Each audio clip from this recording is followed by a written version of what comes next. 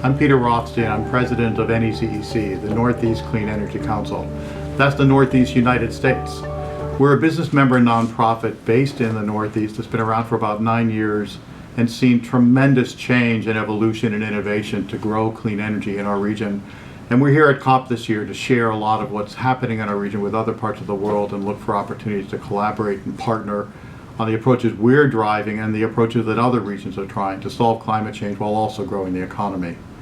We're from a region in the Northeast U.S. that combines New York State and the 6 states of New England, a region that's about 32 million people. It's a very sizable economy, the equivalent of California or the country of Germany.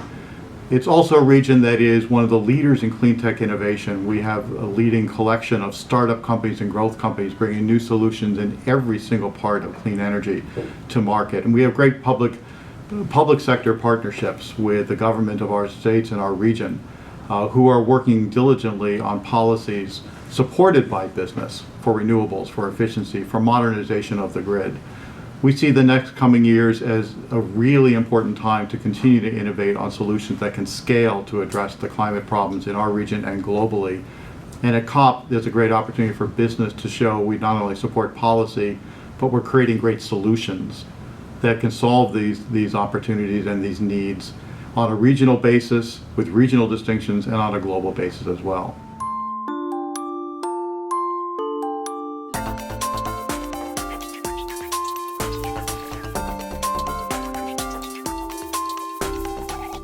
I founded Next Step Living because I wanted us to find a way to holistically and at scale address the 21% of the climate and energy problem that lies in residential. We wanted a way for homeowners to take action and have a guide to that action.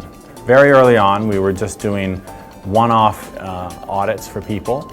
We then pursued the Renew Boston initiative, which was our first big contract, where we were able to serve 3,000 middle-income homes in Boston at no cost to the homeowner.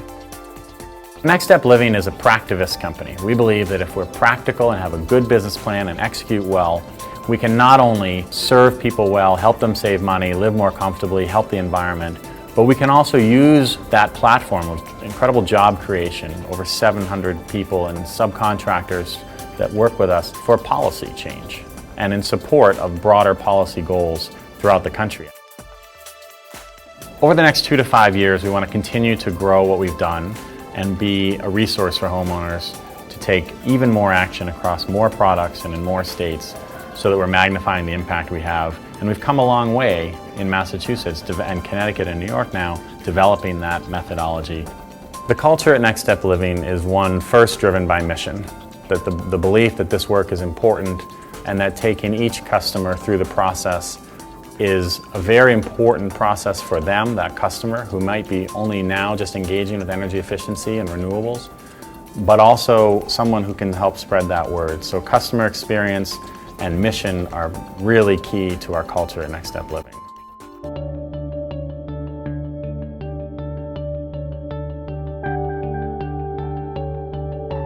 I'm Barnett, and I'm co-chair of Foley Hoag's Energy and Clean Tech Group.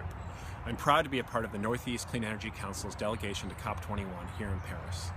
10 years ago, when I was in-house counsel at the Connecticut Clean Energy Fund, we supported an ad campaign focused on convincing people that clean energy was real, that it was working. That was 2004, and 58 megawatts of solar were installed throughout the entire United States that year. Last year, over 6 gigawatts were installed of solar PV and over 300 megawatts in Massachusetts alone. We no longer need to convince anyone that clean energy is real. The challenge now is one of continued innovation and scale in order to rise to the challenge of global climate change. I'm here at COP21 to talk about what I'm seeing throughout the Northeast US every day in terms of innovative technology, innovative policy, and deployment of large-scale renewables.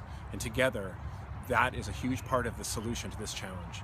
And I'm excited to talk about the companies and the specific policies that we see working every day, and to learn from innovators from all other parts of the world so we can bring those ideas home and help continue driving positive change throughout our region.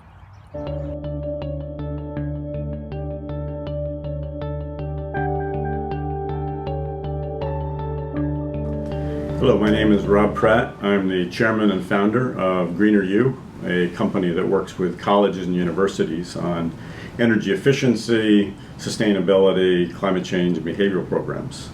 I started the company because I wanted to work with what I perceived to be a champion sector that could really show what could be done with reducing greenhouse gas emissions. And I felt that college and universities could be that champion sector. What we do is we work with colleges on energy efficiency implementation, behavioral programs, sustainability, and some of our colleges have done some incredible things. We've had reductions of upwards of 20% greenhouse gas emissions. We've worked with students on student engagement, and we are very excited because this is a sector that can really make a difference. They can step up and see what's being done on their campus, both from the standpoint of energy efficiency, but also how they can engage and really bring about real action.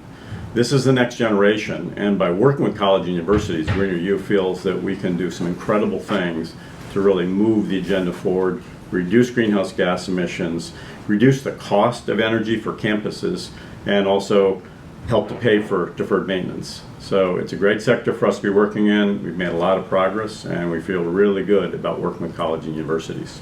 So I see major progress being able to be made in the coming years, and we're quite excited about what can be achieved now.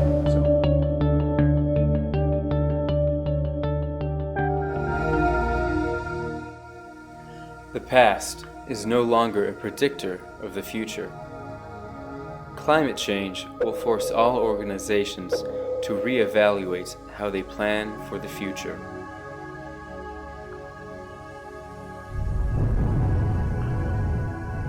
Unanticipated climate and weather disasters have created enormous costs for some of the world's largest companies.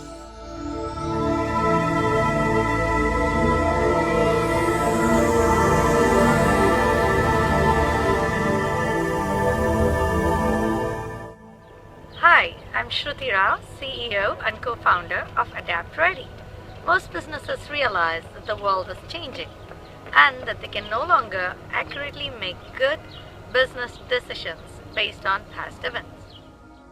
However, decision makers are unable to take appropriate actions because they lack information on where and when climate risks will impact their operations and value chain. Further, gathering climate data and applying it across an organization takes time and requires expertise and continuous monitoring. Ready significantly reduces the uncertainty and effort required in understanding the business impacts from climate change with our enterprise software that integrates climate risks across the company's business operations and value chain, and by providing the most predictive and granular risk intelligence available. Change is here. Are you ready?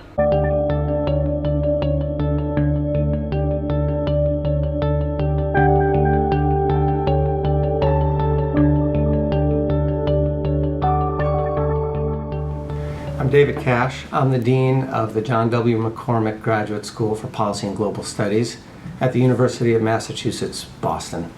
And I've spent the last 10 years prior to this position working in state government, and a state government that changed its policies, its regulations, its laws to help catalyze the growth in the clean energy sector.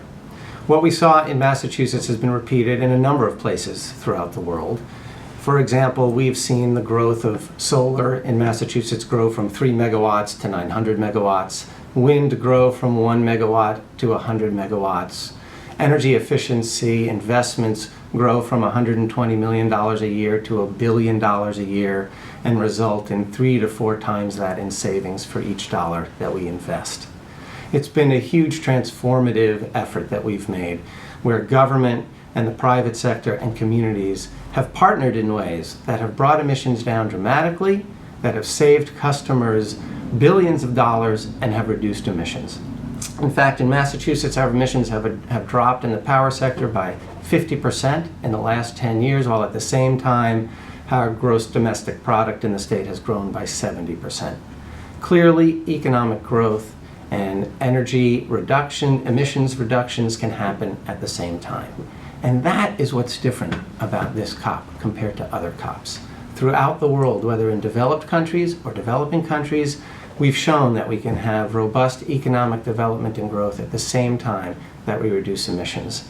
And what happens is that at the municipal scale, at the business scale, you see huge innovation, huge technology innovation, financing innovation, marketing innovation, all in ways that advance the clean energy economic development goals at the same time that you get emissions reductions. And that's what we're going to see in the follow-on to the decisions that are made in Paris.